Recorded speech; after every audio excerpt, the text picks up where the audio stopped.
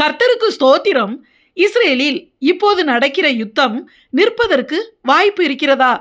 அல்லது இந்த யுத்தம் பரிசுத்த வேதாகமத்தில் கூறப்பட்டிருக்கிற கடைசி கால யுத்தமாகிய கோகு மாகோகு யுத்தமாக மாறுமா என்றும், அந்த பெரிய யுத்தத்தின் போது இஸ்ரேலுக்கு விரோதமாக ரஷ்யா தலைமையில் வரும் அரபு நாடுகளின் கணக்கில் அடங்கா படைகள் இஸ்ரேலுக்குள் எந்தெந்த பகுதிகளின் வழியாக நுழைவார்கள், அதற்கு இப்போதே பூமியின் அந்த பகுதிகள் எப்படி ஆயத்தமாக்கப்பட்டிருக்கின்றன என்பதை குறித்தும் இந்த பதிவில் பார்ப்போம். இஸ்ரேல் ஹமாஸ் யுத்த நிறுத்தத்தை கொண்டு வருவதற்காக அமெரிக்க ஜனாதிபதி ட்ரம்ப் 20 அம்ச அமைதி திட்டத்தை கூறியிருக்கிறார். அந்த திட்டத்தை செயல்படுத்துவதற்கு இஸ்ரேல் சம்மதித்து விட்டது. காரணம், அந்த திட்டத்தில் இஸ்ரேலை பிரித்து தனி பாலஸ்தீனம் உருவாக்கப்படும் என்று குறிப்பிடப்படவில்லை. மேலும் ஹமாஸ் தீவிரவாதிகள் பிடித்து வைத்திருக்கிற பணைய கைதிகளில் உயிரோடு இருக்கிறவர்கள் மற்றும் கொல்லப்பட்டு சடலங்களாக வைக்கப்பட்டிருக்கிறவர்கள் எல்லோரையுமே உடனடியாக விடுவித்து விட்டு ஆயுதங்களை போட்டுவிட்டு அவர்கள் வேறு நாடுகளுக்கு போக வேண்டுமானால் போகலாம். காசாவுக்குள் எந்த ஹமாஸ் தீவிரவாதியும் இருக்கக்கூடாது. அப்படி செய்தால் காசாவுக்குள் இருக்கிற இஸ்ரேல் இராணுவம் பிறகு கொஞ்சம் கொஞ்சமாக வெளியேற்றப்படும். அந்த காசா பகுதி ட்ரம்ப் மற்றும் இங்கிலாந்தின் முன்னாள் பிரதமர் டோனி பிளேயர் இவர்களுடைய பார்வையின் கீழ் நிர்வகிக்கப்படும் என்று கூறப்பட்டிருக்கிறது. இதற்கு இஸ்ரேல் பிரதமர் பெஞ்சமின் நெத்தன்யாகு சம்மதித்து விட்டார். ஆனால் ஹமாஸ் இதற்கு சம்மதிக்காவிட்டால் இனி பின்விளைவுகள் மிக மோசமாக இருக்கும். இப்போது இருப்பதை விட இன்னும் மிக மிக தீவிரமான விஷயங்களை இஸ்ரேல் செய்யும். அதை அமெரிக்கா தடுக்காது என்று ட்ரம்ப் கூறியிருக்கிறார். இதற்கு ஹமாஸ் தரப்பிலிருந்து இன்னும் எந்த பதிலும் வரவில்லை. ஹமாஸ் தீவிரவாதிகள் இதற்கு சம்மதிக்க மாட்டார்கள் என்றே பெரும்பாலும் கூறப்படுகிறது. அப்படியே தற்காலிகமாக இந்த யுத்தம் ஒருவேளை நிறுத்தப்பட்டது போல தெரிந்தாலும் அடுத்து இனி எந்த நேரத்திலும் இஸ்ரேல் ஈரான் யுத்தம் ஆரம்பிக்கும் சூழ்நிலை இருக்கிறது. வருகிற நவம்பர் டிசம்பருக்குள் இஸ்ரேல் ஈரானை தாக்கும் என்று நம்பப்படுகிறது. அதற்கு காரணம், ஐநா சபையின் தடைகளையும் மீறி ஈரான் அணு ஆயுதம் தயாரித்து கொண்டிருக்கிறது. இப்போது ரஷ்யா ஈரானில் 4 அணுமின் நிலையங்களை ஆரம்பிப்பதற்கு ஈரானுடன் ஒப்பந்தம் பண்ணியிருக்கிறது. ஏற்கனவே ஈரான் அணு ஆயுதம் தயாரிப்பதற்கான அளவு யுரேனியத்தை செறிவூட்டி வைத்திருப்பதாக கூறப்படுகிறது. இப்போது ரஷ்யா 4 அணுமின் நிலையங்களை புதிதாக ஆரம்பித்து நடத்துவதற்கு ஈரானுக்கு உதவுகிறது. அதாவது அணுமின் நிலையங்களும் அணு ஆயுதங்கள் தயாரிப்பதற்கும் நெருங்கிய தொடர்பு உண்டு என்பது நம் எல்லோருக்குமே தெரியும். ஈரான் அணு ஆயுதத்தை தயாரிப்பதே இஸ்ரேலை அழிப்பதற்காகத்தான். எனவேதான் இஸ்ரேல் இனி எந்த நேரத்திலும் ஈரானை தாக்கும் சூழ்நிலை இருக்கிறது.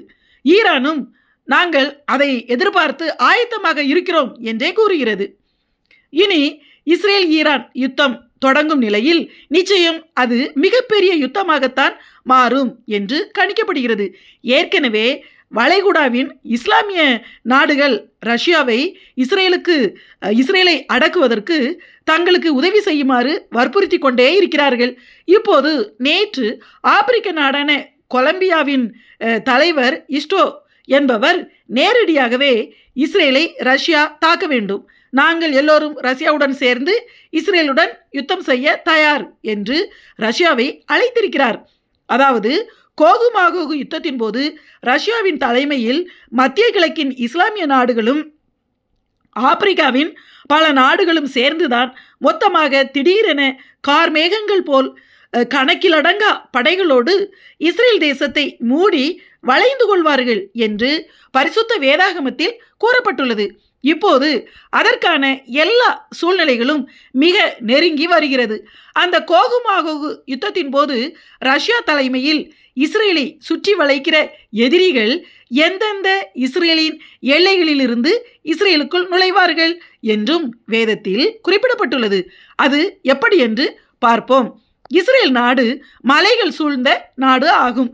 இஸ்ரேலின் மலைகளில்தான் அந்த யுத்தம் நடக்கும் என்று வேத வசனங்களில் எழுதப்பட்டுள்ளது. ஜோர்டான் நாட்டில் உள்ள அபாரீம் என்கிற மலைகளின் வழியாக இஸ்ரேலின் யூதேயா சமாரியா நிலப்பகுதிகளான வெஸ்ட் பேங்க் வழியாக வருவார்கள். மேலும் சிரியாவின் வழியாக, அதாவது எர்மோன் மலை, பாசான் மலைப்பகுதிகள் வழியாகவும் இஸ்ரேலுக்குள் வருவார்கள். ஜோர்டான் நாட்டின் வழியாகவும் சிரியா நாட்டின் வழியாகவும் ரஷ்யா தலைமையிலான பெரும்படை இஸ்ரேலை அழிக்க திடீரென வரும். அந்த எதிரிகளை தேவனாகிய கர்த்தர் அந்த மலைகளில் பல பயங்கரமான வழிகளில் அழித்து போடுவார். அதில் முக்கியமான ஒன்று, அந்த மலைகளில் பெரிய பெரிய நிலநடுக்கங்கள் ஏற்பட்டு அந்த மலைகள் வெடித்து இடிந்து சிதறும். அப்படி என்றால் அந்த மலைகளில் வந்து இஸ்ரேலுக்கு எதிராக கூடியிருக்கிற எதிரிகளின் நிலைமை என்னவாகும் பாருங்கள். இப்போது அந்த பகுதிகளில் அதற்கான அடையாளங்களை மிக துல்லியமாக கண்டுபிடித்திருக்கிறார்கள். எப்படி என்று பார்ப்போம். எசேக்கியேல் தீர்க்கதரிசனம் 39 அதிகாரம் 11 வசனத்தில், அந்நாளிலே இஸ்ரவேல் தேசத்திலே சமுத்திரத்துக்கு கிழக்கே பிரயாணக்காரரின் பள்ளத்தாக்கை புதைக்கிற ஸ்தானமாக கோகுக்கு கொடுப்பேன். அங்கே கோகையும் அவனுடைய எல்லா சேனைகளையும் புதைத்து அதை ஆமோன் கோகின் பள்ளத்தாக்கு என்பார்கள் என்று இந்த வசனத்தில் தேவன் கூறுகிறார். கோகு மாகோகு யுத்தமானது இஸ்ரேலின் மலைகளில் நடக்கக்கூடிய யுத்தமாகும். நாம் ஏற்கனவே பார்த்தபடி ரஷ்யா தலைமையில் வருகிற பெருந்திரள் படை ஜோர்டான் நாட்டின் வழியாக தற்போது ஜோர்டான் நாட்டில் இருக்கிற அபாரீம் என்கிற மலைகளின் வழியாக வருவார்கள். ஏன் இந்த மலைகளின் வழியாக வருவார்கள் என்று கூறப்படுகிறது என்றால், அந்த யுத்தத்தில் தேவன் இஸ்ரேலின் எதிரிகளை அந்த மலைகளிலேயே கொடூரமாக அழித்து போடுகிறார்.